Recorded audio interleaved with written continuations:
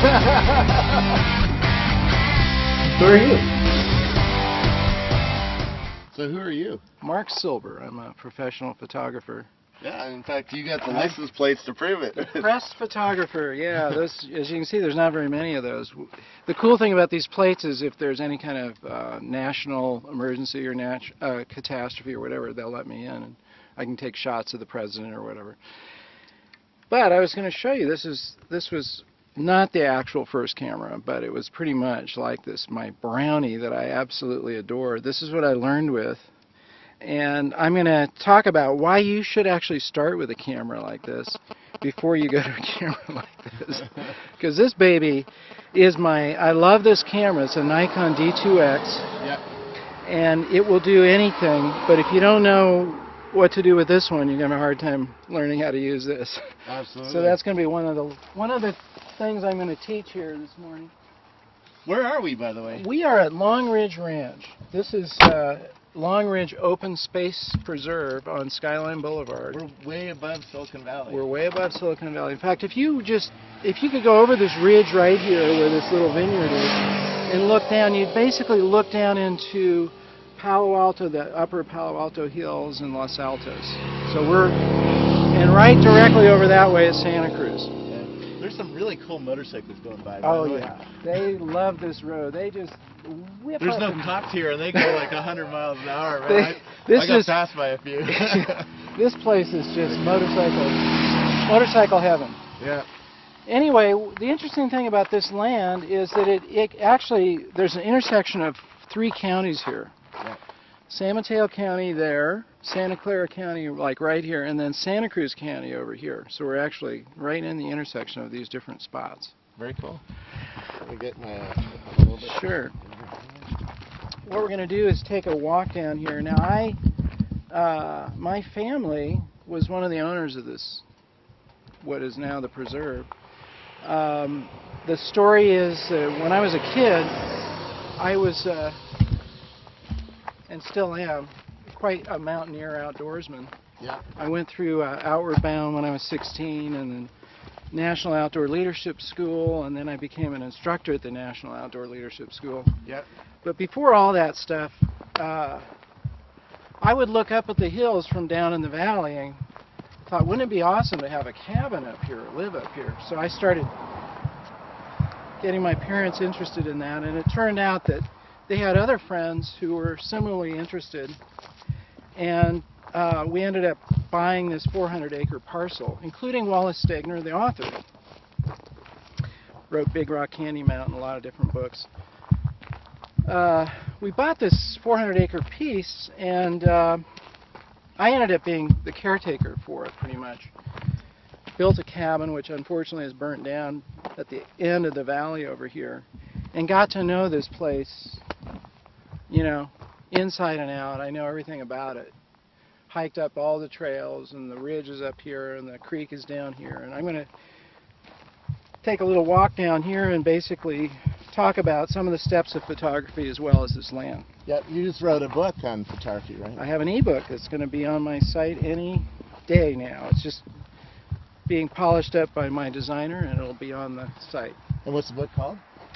Taking Memorable Photographs. 5 steps. And I'm going to talk about those 5 steps. Cool. One of which is don't walk backwards. Yeah, that's tricky. Walking backwards and taking pictures can get you in trouble. More than once I've done that. Okay. So what are the 5 steps? 5 steps. First one is get to know your camera. Yeah.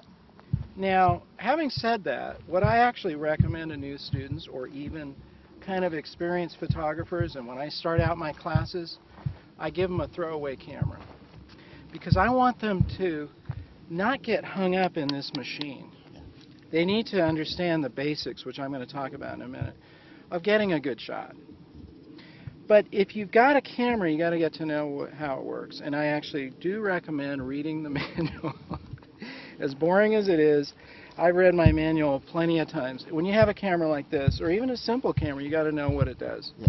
You also need to be confident that you can get outside this thing and not have it hang you up. Ansel Adams talks about when you view a camera, don't look at it as this kind of machine, mechanized thing, but as an extension of you. And you should feel that comfortable with your camera. Right. Okay. The next step is learning to frame a photograph. This is one of my shots. I cut a hole in it. I shouldn't have done that. But this is a little trick that Ansel Adams, or a tool that he used with his students.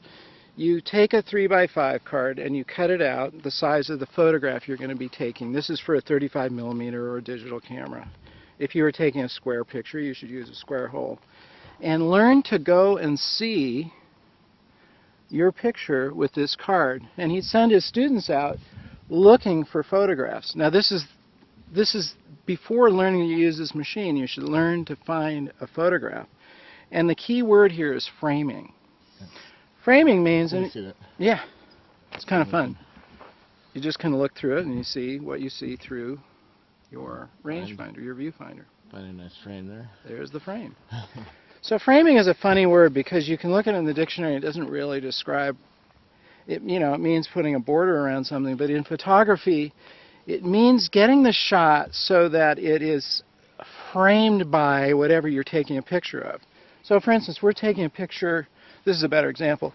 Down here, if I just took a picture, nothing really stands out here. Yep.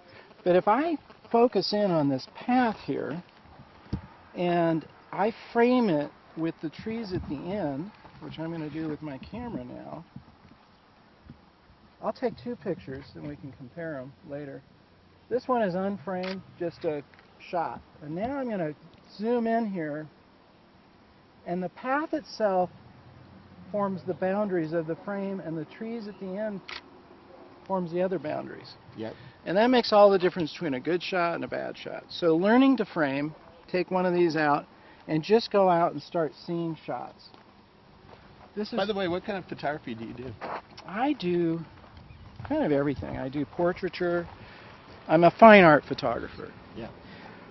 But having said that, I take pictures of people. I take landscapes. I'm playing around with new stuff. Yeah. This would probably be the subject of a whole other photo walking, but I'm pretty involved in the art of photography as opposed to the fine art. Yeah. Or you came up with the old world of chemicals, and I did. I grew up. You probably had your hands in some Dectol in your day. Dectol, D76, all the. Yeah, again, you know, as you kids, my son will never know what that means, right? Well, it's unfortunate in a way because it's kind of like learning, you know, to play scales and learning to, you know, Van Gogh drew with a piece of charcoal for I don't know how many years before he even got near a brush. And you have to learn those basics. The thing about learning about a negative and a darkroom is that when you go to Photoshop, you know what you're doing. Yeah. You understand, even the terminology in Photoshop is based on darkroom. Well, the metaphor is on the toolbar. The little dodge the cropping thing. tool, the dodge tool, yeah, all these different things. They come straight out of the darkroom. They come right out of the darkroom. So I used to come up here and take pictures, and I'd go back down to the flatlands, as we called it, and I had my little home darkroom, and I'd develop the pictures and print them, and that's how I grew up with photography. Yeah. Now I use, I've got a big Apple 30-inch display, and I use Photoshop. I still do printing. I still print my negatives. In fact, I had a show last August that was only from my negatives, and the printing was actually done by a graduate student at the San Francisco Art Institute for me. We collaborated. It was great because I knew what to tell him. He did all the printing. I don't mind missing those chemicals, I'll tell you.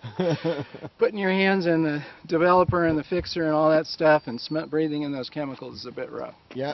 Okay, we're here at Peters Creek. This creek runs through Long Ridge Ranch, and ultimately it runs down into the ocean, the Pacific Ocean.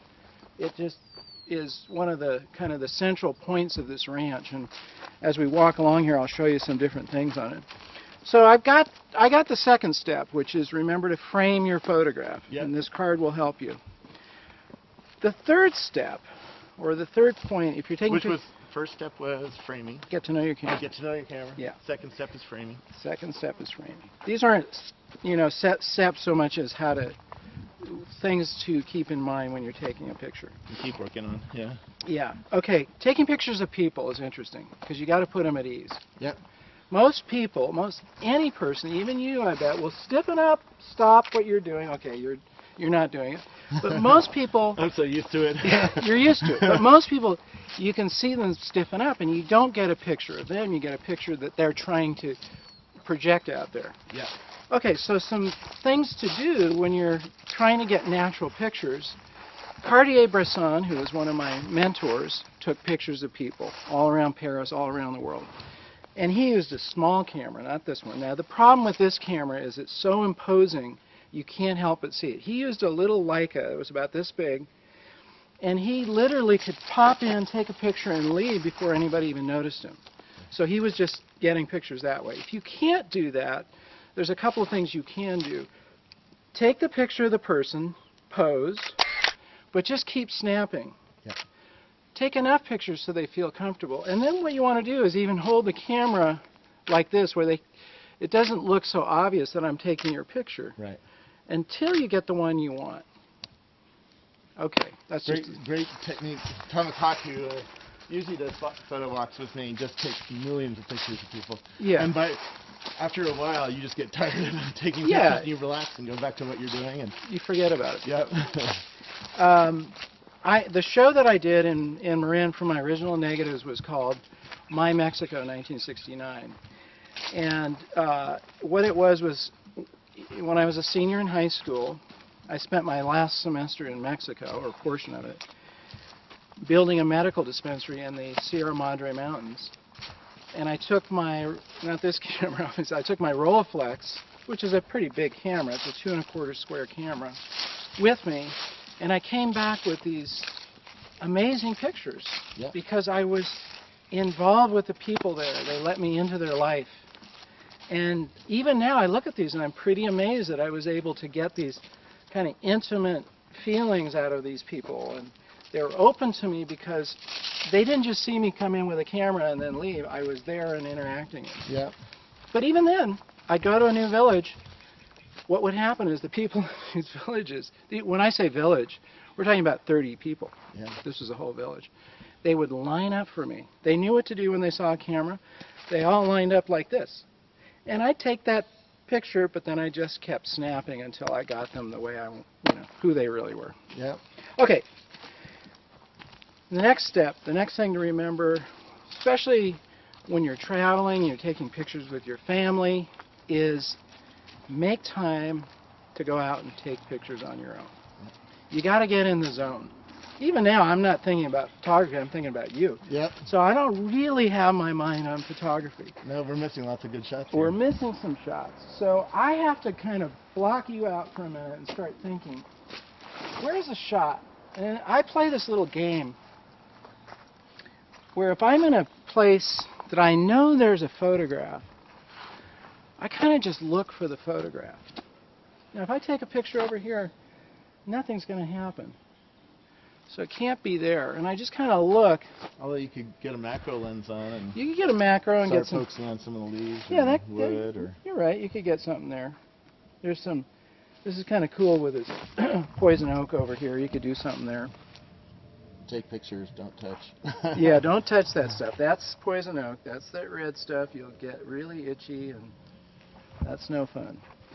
I don't know. This post does something here to me. So I don't know. I go along until I see something that kind of strikes something. And if I take a picture of this post here, and I make it so the rest of it is blurry, which means I use a really wide opening, I think I got something there. Now, how do you expose that? Because my camera's going nuts. The post is completely black in the background. Yeah, well, very nice and bright. Yeah, it's definitely gonna do that. But I have my metering will, focus on what I'm focused on, and so it's compensating for that. I may still have to play around with that again in Photoshop, but I think I got a good shot there. Do you shoot RAW or JPEG? RAW. Yeah. And why do you do that? Because then you've got, what it means is you can take that thing home and play around with it. It hasn't done any messing Impression. around. Yeah, I don't want my camera to tell it what to do. I want to do it in the computer. For a long time before RAW came out, I was just using JPEGs, and I was happy with it. But now that RAW's around, you go home and you've got this whole keyboard full of things that you can do with your photograph, and it gives you a lot of latitude. How do you process your images? Do you bring them into Bridge, or do you use Lightroom, or? I use Lightroom, Bridge, and Photoshop, kind of for different things. And I used Aperture for a while, but to me, Adobe's just, they're the ones that developed this whole thing, so I stick with Adobe. I like Lightroom a lot, but I still am pretty much a Photoshop guy. So I'll use Lightroom to organize and maybe do some initial things with, because it's got some cool things you can do, right on that develop screen. But 99% of the time, I will go right into Photoshop, do the rest of it, save it, and then I print. I have a lab that prints for me. Yeah. So it's done photographically. Except lately, I'm playing around with giclées, which is... What's that? A giclée. Giclée means nozzle in French. Okay. And it's just a fancy word for an inkjet. Yeah. But it's a precise, controlled inkjet. Now, are you following what do you know Bill Atkinson? Yeah. Did you follow what he's doing with printers? Or? Yeah, in fact, his printer is in Santa Cruz. And he and I don't take the same kind of photographs. But again, depending on what kind of output I want, I will use that printer, who is extremely precise. I will use a photographic print if I want a photograph. Yeah.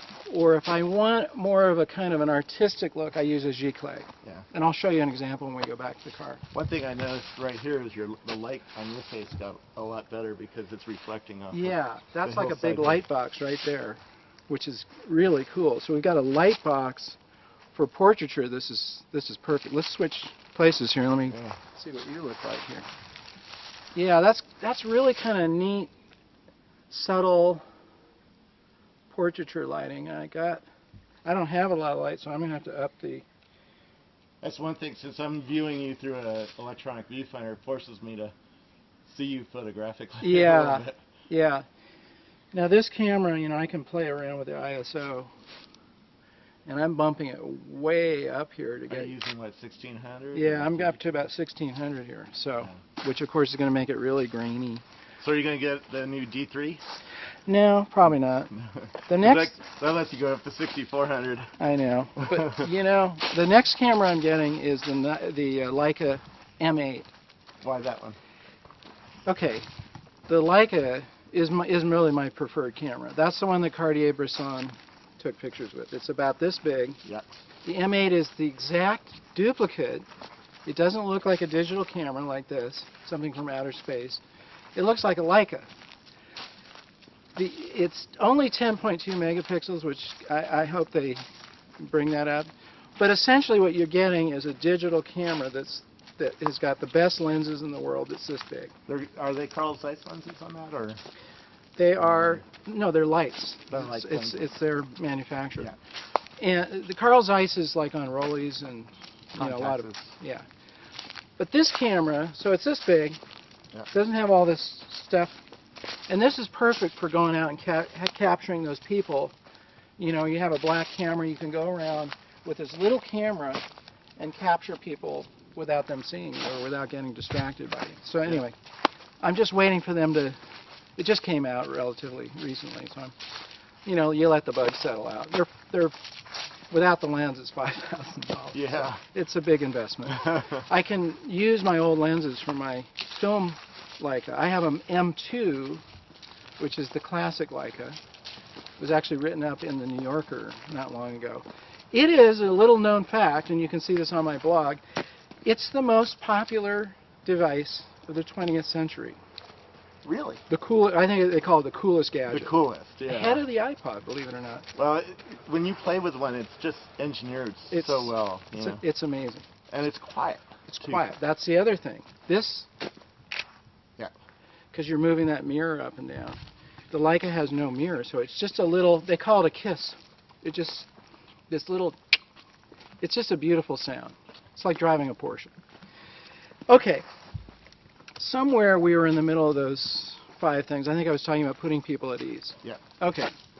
And I moved in, I believe the 5th one is make time to go out and take pictures. Yeah. So you got to make that time. That's why we do these photo walks. To make time for it. Now look at that. It's a bit dark, but boy, that's a beauty. Yeah. This is a bay oak, or what is that? Oak tree. It's an oak tree, yeah, but I'm trying to think of it. See, it grows all this moss, and there's a name for this that unfortunately is escaping me. It's a beautiful tree. Yeah. We've got a lot of different trees here, by the way. We've got bay here, which has its nice natural, you can use this, you kind of rub it like this, and you get a natural inhaler. Yep, it's a bay leaf. Yeah. I love that stuff. It's really great. And people at home can't smell it. They can't smell it. Got to come out here and experience it. Yeah. I love this up the hill with the little... Yeah. Now, if we had more time, we would actually, there's a trail over here. We follow up the hill to the ridge, hence Long Ridge, and the view is spectacular. You can look all the way down to the ocean. You can kind of peek over this ridge here and see a little bit of the valley, but not much. Yeah. I saw it on the way up. Coming here from Highway 84, there's Clouds Rest. Yeah. And you get a good shot of the valley. Great shot. 4th of July, it's a neat spot to go. You can see fireworks going off in different parts of the bay, so it's kind of cool. Okay, you got to make that time. You got to get in the zone. You got to, block everything else out. And part of what you're going for with your shot is you want to make sure that you get rid of all the distractions. Yeah. I think one of the liabilities of digital is that you can take so many shots that you don't really take one the way you should. Now, coming from the upbringing of film and darkrooms where it was, film's expensive, darkroom work is expensive, it takes a long time, you tend to be sparing in the shots that you take, which causes you to slow down and look more. I still take photographs that way. Even though you can take 1 million of these, now with RAW, one of the things is I've got 86 shots left. This is a 2 gig card, so I don't have that many shots. No. RAW is going to take up a lot of room, so I tend to think more like film. Now here's a neat shot. This little knothole here, that is kind of cool. If I get that just the way I want. Yep, there we go. That is nifty. That's going to be a black and white shot. Now, did you decide to go black and white right there? Kind Or of. you think it's going to be a good... I usually think, I definitely... Now, you don't do black and white in the camera. No. You wait until you get home. Yeah. And then I do that in Photoshop. But I kind of know usually when I'm taking a shot, because the color isn't really important in that shot. So I go, if it isn't important, I go black and white. Sometimes color is part of the message, and I'll show you an example. The message has color in it, like the greens or whatever, the grass, and something in the background, or it's reddish, or there's something about it I want that color. Yeah. But I tend to be a black and white photographer. Again, I grew up with it. It's really, to me, more of the art form of photography is with black and white. Right. Okay, what do we got here? We got a nicely lit ridge, but I don't see anything that's, if you just take this, what do you got? You got pictures of trees. Yeah. So we keep looking. Part of photography is getting the right light, because if we were here 2 hours ago, this might have been... This would have been, we would have gotten that beautiful morning light. Well, remember what photography means, light writing. We're writing with light, photography. And, that's really important to remember, that you're an artist with light. You're playing with light. You're using light. You're getting those reflections, those rays, the photons bouncing off of that object is what we're capturing here. And again, that goes back to the whole art form of photography, as opposed to just the mechanical aspect of, you're recording something. I think when you meet people who don't really think about photography, they don't think about that at all. They don't think about it. You know, they snap a shot at noon at Yosemite, Yeah, and they get a really boring shot. As opposed to, I have a great one, I think it's on my website, of Half Dome lit up at sunset. Yeah. And it's just unbelievable. You know, the light is just bouncing right off of that. And everything else is in the shadows. And the face of Half Dome is just banging, you know, these light rays out at you. Well, that goes back to the art form of photography. And one of the problems with our digital age... Sure, here's some bikers coming. Hey. Hey, you guys. Hi, guys. Hey. This is a fun bike spot. I have a mountain bike, and we go up here and ride around. I'll show you the different trails. Anyway, one of the liabilities we have in our digital age is everybody has got a camera. You've got one in your phone. You've got your digital camera. And you can miss the whole point because it's like something you can do all the time. Yeah. And you take snapshots that don't really have memorable value. They end up, where do they end up? They end up in an album that you don't look at. No, they end up on Flickr and nobody looks at them. On Flickr, nobody looks at.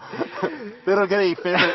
They don't even get any favorite ranking. You know? Nothing happens, but you feel like you've taken a picture, and really, you know, you didn't. You did take a picture, but you didn't take anything memorable.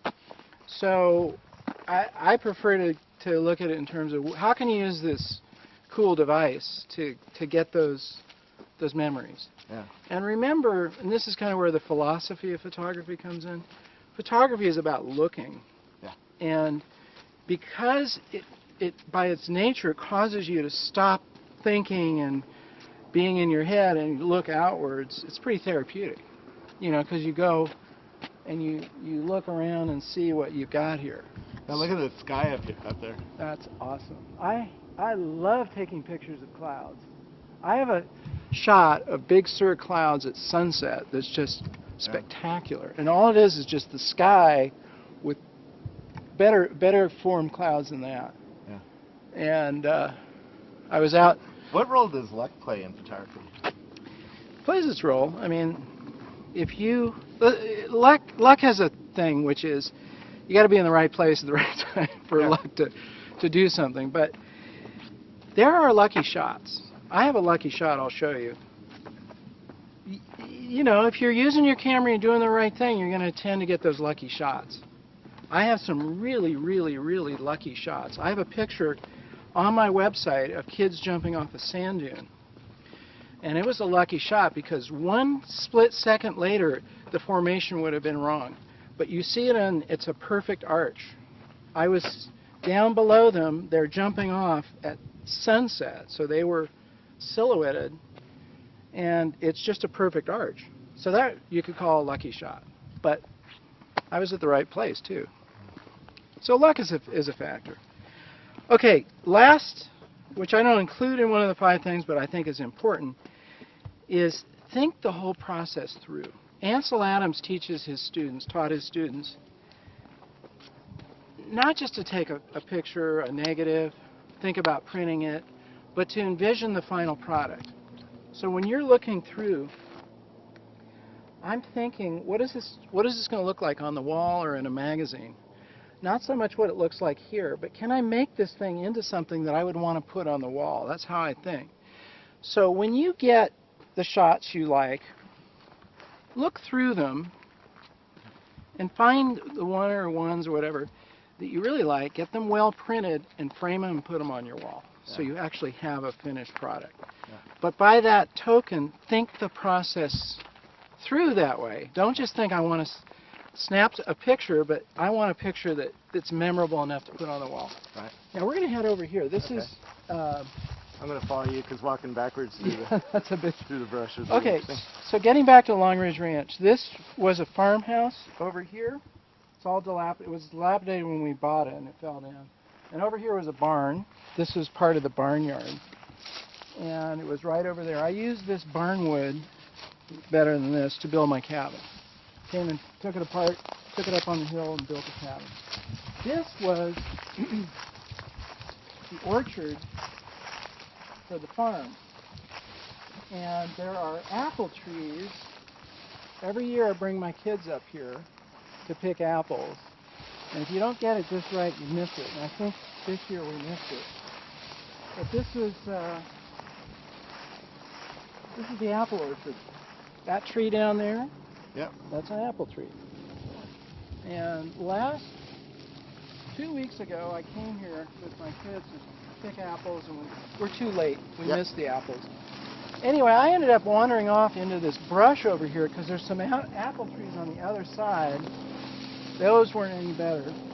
But I got an amazing picture right in this thicket over here, which I'll show you, which is kind of my new, represents kind of my new thing, which is using the giclée and gold frames and this whole kind of more art aspect of photography.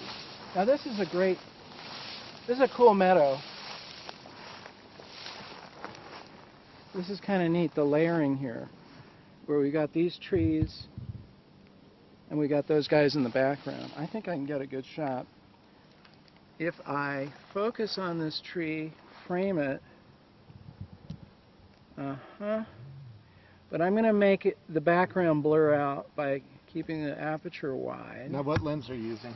This is a zoom. This is a 18 to 70. This is 18 to 70, which is for me that's about all I ever use. And are you using it at 70 zoomed in, or? Right now I'm at 50. yeah, and that's about. If I zoom out too much, nothing happens. It's just too open. If I zoom in, yeah, about 50. I've got a nice shot there. Again, coming from 35 millimeter, I would shoot with a 35 lens almost all the time. Yeah. When I carry a 24 and a 35 and a 50 and a 100. Yeah, I mean, you got the range. I probably would get, the next lens I'd get for this would be, I think they have one that's, this is 18, one that's a little bit wider and a little bit more of a telephoto. There's like the 105. That's a nice lens. Okay, here's a cute, Yeah, I like this tree. this apple tree. It's too bad it doesn't have apples on it. I just saw a shot right there. Oh yeah, with And- the circle. Yeah, the barbed wire. See, to me, that's the game. It's like, where's the shot? We're going to walk up there. And Well, you're fast. I see them, they kind of... The other thing is... That's part of it. Isn't that part, when you get really good, you get productive. You start seeing a lot. I know I go out and shooting with Thomas Hawk, and he takes 3 times more images than I do, and he gets 3 times more usable images per hour. No question about that. I'm pretty fast. And, I think when you do anything, and as a professional, you get pretty fast at it. I did a Chick Corea concert, which was really fun, because I got to go to their sound test and take pictures of these guys, and that was awesome. And I'm just in and out. And then I came back for the actual show, and that was really the dynamics of the interaction of the audience. That was an experience because you're right smack in the middle of all that music, and you're feeling the music, and you're seeing the musicians, and you're getting the shots, and you're having a great time. Okay, look at this up here. So I believe that a lot of photography is finding the inconsistencies and the juxtapositions of things, or things that maybe don't belong together. So you got this circle of barbed wire. Okay, we've got this, this scrubby thing, and we've got the old fence post. So there's some inconsistencies there. Like, why would I want to snap a picture if it's all just the same? The lighting isn't perfect here because it's pretty shadowy, but I think it's still we're gonna get a kind of a cool shot here. This is definitely a black and white photograph. This is definitely a black and white because the colors are so muted, there's nothing dramatic about the colors, but that's a cool shot. Now, have you shot that before? I have. Yeah. I've noticed that before. So That's one fun thing is coming back to subjects over and over again. yeah, Our first photo walking was at the Golden Gate Bridge, and what's that? look at Oh yeah. the mariposa, the butterfly. Wow. Let's see if I can get up there without it. All right, I'll stay back here so I don't Okay. get it. Whoop. Come on, buddy. This is where I need a macro, though. I don't know if I'm going to get... Oh, yeah, that's cool. Here, I'm going to put my camera down. Well, I'm going to pull out my camera. That is cool. I like macro stuff. That is cool.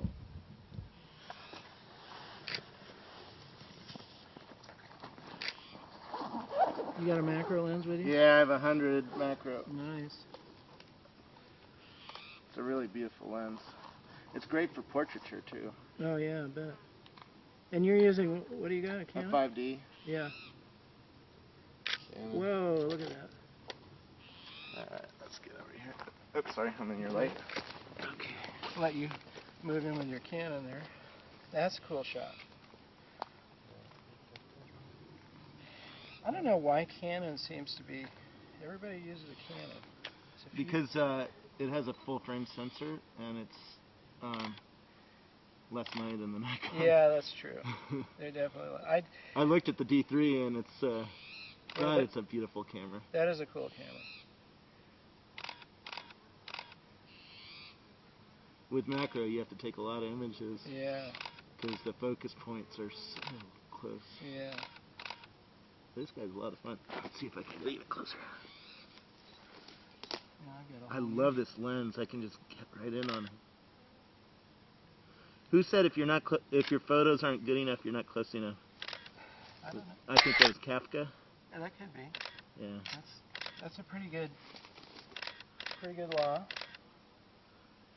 Yeah, that's probably the biggest mistake most photographers make is they don't move in. Yeah.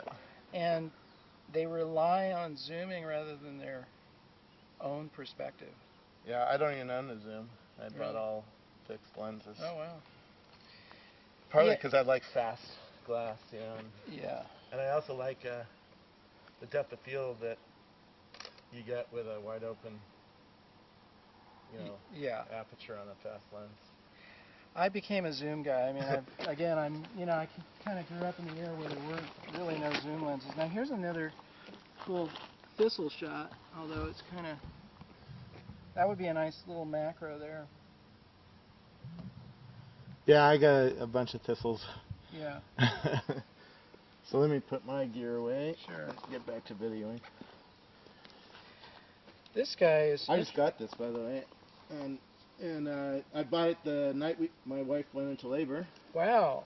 That was 6 weeks ago. Congratulations. And I've shot 6,000 images on it. Whoa. Not too bad. You are using that thing. Yeah, and I don't even have time to shoot. That's 6,000 is pretty impressive. Well, my friend Thomas Hawk, he shoots 1,000 images a day. Amazing. He wants to take 1 million images before he dies, and what's amazing is his production rate is so high. It's I mean, in an hour of watching him do a photo walk, I remember we did one at the Pumpkin Field last year. Over in half a day? Yeah, we shot for an hour. We got 80 professional images in an hour. Wow. You Not know. bad. Not And, bad. Richard Zimmerman is a celebrity portrait photographer, and he gave me some advice. He's actually retired from portrait photography. He's not as well known as Annie Leibovitz, but if you look at his catalog, you know, you'll see everybody in there. Mick Jagger, you know, everybody's in there. But anyway, that was his advice to me. You know, he said, go out and take 30 rolls a day. 30 rolls a day, 35, 36 exposures. You know, that's a lot of shots. And that's he's not talking digital. He's talking 30 rolls. No, I remember when I was in journalism school, I met a Sports Illustrated photographer, and he shot 40 rolls of a basketball game, and one image got printed in the photo in the magazine. Yeah. Okay. I love leaves. You got to find where, out of all these arrangements of leaves, which one. Do you want on your wall? Yeah. Which one is going to tell me some kind of story? I don't know. There's some. I kind of like this one here. Ooh. No, that's just not. I don't know if I get right in here. That is kind of cool. I have to do probably what I shouldn't, but I'm going to move that out of the way. Now that's kind of Now neat. you just said you shouldn't move that. Is that a journalistic ethic? That's my own. I've heard that before in journalism school. Don't manipulate the subject. You know. It's some kind of purist thing, whatever. We all have these little things, you know, this form. Like in rock climbing, you know, it's bad form to ever. You never grab the rope, you know. It's just a terrible form to do that. And you know, I guess everybody's got their own little rules, you know, that they try to stick to. So, yeah, manipulating things isn't. Now look at this. It's like a little spotlight on this little display here. That is kind of neat. It's like a Japanese painting. Just this little display of nature, but the lighting with that little spotlight effect is pretty cool. And the shadows behind there. Yeah. That is neat. Again, that's kind of the game of photography is you're trying to find those shots. And where are they? I actually will have this sensation sometimes. I'm standing somewhere and I get this little bit of a almost nervousness, like I know it's around here somewhere. Where is it? Okay. Fence. There's that. I think fences are kind of neat just because, you know, we're out here in nature and everything's kind of random, and you come along and that was a real slow shutter speed, as you can hear. I'm not afraid of leaving that shutter open for a long time, getting motion, even if it's controlled or if it's something. That's fun with portraiture at conferences. If you get somebody standing still in the middle of a crowd. Oh yeah, you get that blur effect. Yeah. And people walking around behind them. That is a cool thing. Helps if you use a tripod. Yeah. I often don't have a tripod. You end up having to improvise. I took this shot in Paris of a carousel, and the carousel's moving around. I didn't have a tripod. I wanted the motion, so I improvised. There was a little stump, and I put my camera on it. I shot it at 1/25 of a second, and you get this cool interplay between the motion of the carousel, the stability of the trees around it. There's a little shack in the background, so those things are motionless, and you get the motion of the carousel, so that's kind of fun. Playing with motion is a neat thing with photography. I do that a lot. I look for things that would actually express themselves, as a motion. Motion and emotion, you got the E in front of it, because what does a photographer want? He wants a response. He wants an emotional response. He wants something that people go, whoa, that's really cool. How did you do that? Or, I really like that shot. That says something to me. It's telling me a story. Here's one of our apple trees with no apples on it. Yeah. It's a big mystery. See all those over there? Those are all apple trees. There are no apples. I love the little the trees back here. Yeah, with the moss. How important is equipment? We started out talking about, you should start out with a simple camera, but we always have arguments, is Canon better, Nikon better? Do you need a $4,000 camera to make photography? You don't. That's the first answer. When I went digital, the first camera I got was I don't even remember, it was a Nikon Coolpix. I paid $320 for it.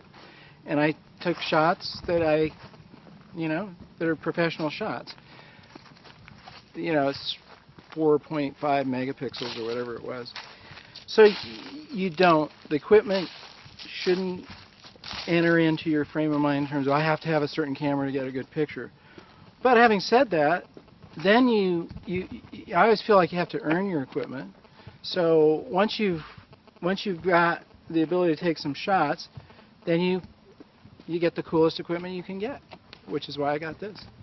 I have a scanner, a Nikon scanner that I use to scan my negatives. It's the ED 9000. 4,000 megapixels. This thing is its resolution is or DPI rather, 4,000 DPI. Unbelievable. I mean, when are you ever going to use 4,000 DPI? That's if you're going to do a billboard or something. But it's just the coolest scanner in the world. And if I'm going to take my negatives and print them digitally, I want them to be the best representation we can get. This trail. I love things that say S's. Yeah. Partly because of my last name. My last actually, Silber Scoble. My photography teacher at Prospect High School always would tell us to look for things that would drag your eye into the photo. Exactly. I didn't know you were a local guy. Yeah. Prospect, Sunnyvale? Saratoga. Saratoga, right. Yeah. Oh. So you grew up around here Mr. Browning, my photography teacher. Oh, really? Oh, yeah. Okay, this spot. This is a... They don't teach photography anymore. It sucks. You know, I run into some kids who are taking photography. Like, some kids came to one of my shows that were going to Los Gatos High, and they were taking photography, so there must be a few left. Yeah. Okay, this spot, when I was building my cabin, I used to drive my mom's station wagon. This road you could drive on. Oh, really? And I would drive my mom's station wagon, which we still have. It's a 1967 Volvo 144. And I had a lumber pile here, and I'd unload the wood. The two sources I had for wood were the old barn that we went past, and then I'd go down to Pescadero and go to the beach and get these old beams and so forth. Anyway, I'd unload them here. I also got, I'd go to houses that were being demolished, and they'd let me go in there before they demolished it and take anything I wanted. So I'd get windows and doors and put all that stuff here. Hello. Hello. And on my back, on my shoulder, which I learned to do when I was in Mexico, I carried it up to that hill where my cabin was. So I learned that you could build a cabin. I think I spent a total with the stove. I built a deck that was expensive. It was like maybe $200 or $300. The whole thing cost me less than $500. And I found out you could build stuff for pretty much nothing.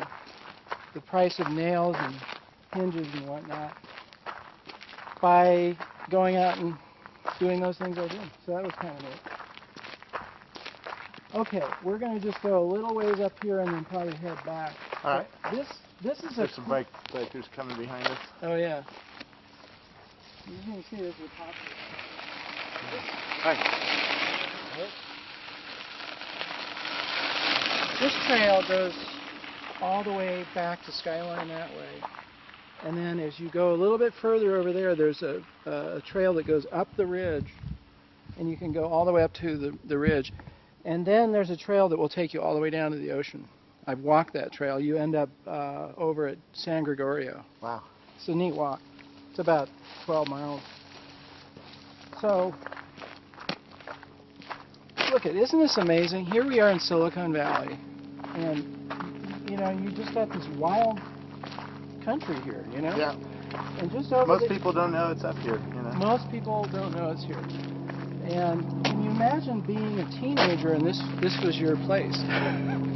I was the caretaker, and I was really the only one living here. So it was like my pad, you know? So that was pretty cool. And again, I come up here, built the cabin, take pictures, zoom back down to the valley, and develop them in my little darkroom.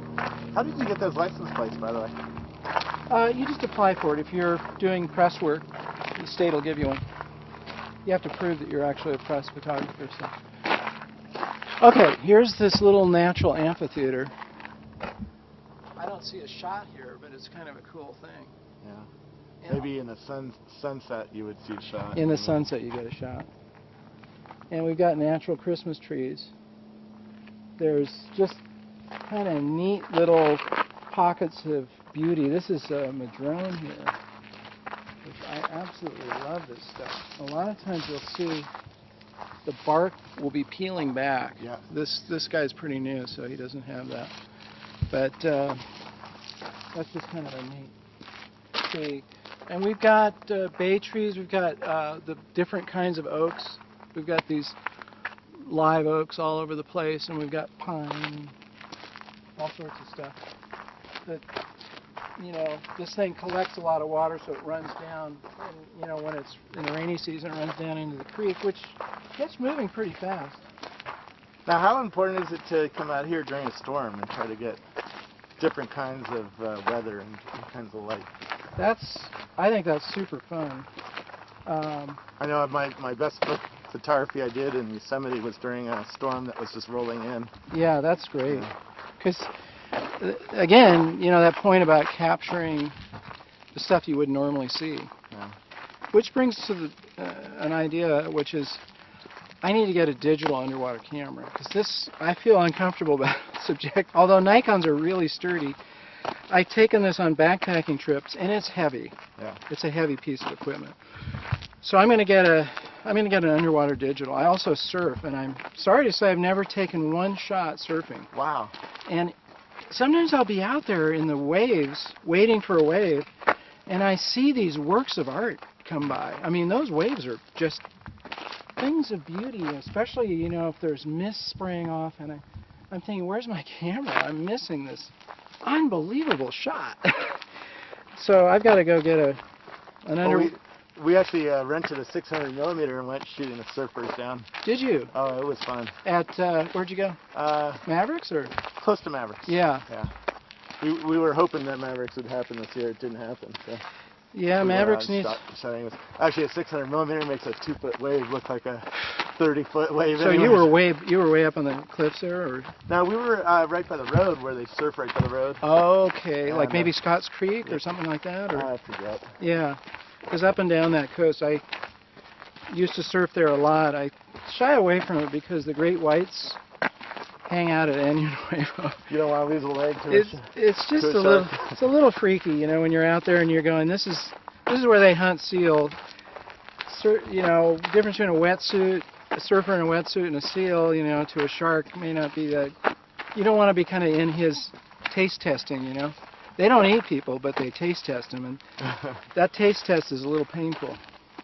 So I tend to surf in town, a little less likely to run into a shark. Now this is kind of neat. These grasses.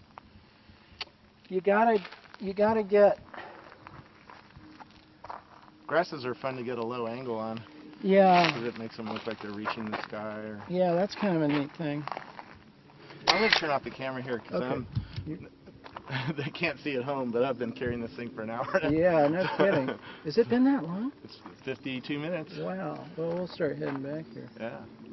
Well, thank you so much. This was a lot of fun. Yeah, I hope we got some things out there. Oh, by the way, these points are on my, I think we mentioned it at the beginning, but my ebook, which will be on my site probably tomorrow. And what's your site? silberstudios.com, S-I-L-B like boy E-R, studios, or Marc with a C, marcsilber.net. So silberstudios.com, marcsilber.net. And I love to teach. I have classes, and I'm pretty passionate about photography. It's I can tell. Yeah. Yeah, you can tell. It becomes a way of life, and it's almost like a sport. Ah, look at these ferns. I love ferns. Yeah. Look at that. That might be right there. Sometimes I feel like nature is just leaving something out there for me to find. And it's like that little hide and seek process. I gotta bump up this. I love repeating patterns. Yeah. That's why ferns are Somebody attractive. Something about them attracts the human eye. Yeah, it's that repetition. Somebody looked at my work, a gallery owner in Half Moon Bay, and she was going through picture after picture, and she said, "The thing about you is you see these patterns that nobody else sees. You're getting patterns. I never thought about it." And just you said that, and it's true. Your eye does get attracted to that sort of that repetition. There's something organized rather than just this chaos. Like I have a picture that's actually at the Oakland, California Museum, It's in their permanent collection of a starfish in the sand. See a lot of starfishes, but it's a black and white shot, and somehow it works. It's that disorganization of the rocks and sand and the organization of that starfish, that just pops. Somehow it just pops. And then right next to it, like a couple of frames later, there's a dog print in the sand. On that one frame, I think I had 3 shots that ended up being, 3 memorable shots. And the dog print, I just looked down like this. The sand has these striations. You can see it on my website. It has these striations in it from oil spill, unfortunately. And there's a fresh dog print right in the sand. And I just stood there and boom, there it was. It was kind of cool. Thank you very much. You bet. So what do you got there? Okay, this is a photo essay that I did for Gentry magazine. These are some different shots. This was in Carmel Valley. This was in Big Sur. That's Big Sur. See, I knew grass, when you shoot grass on low, yeah, it looks really cool. You get that cool perspective. This is right here, Long Ridge Ranch, which is what I wanted to show you. These are my kids, my wife and a couple of my kids here, walking on that trail where we just were. Yeah. So that was kind of neat. There's the San Jose Museum of Art. I did another version of this that I actually prefer, where I left the banner in red and the rest of it black and white. And this is a friend of mine's house in Carmel Highlands. Kind of a cool place. And then I'm going to show you another shot.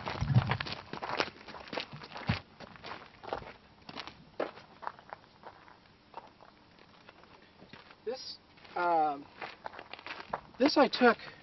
I mentioned on our walk that I'm exploring some new. Here, let me get on the other side of the light. Yeah.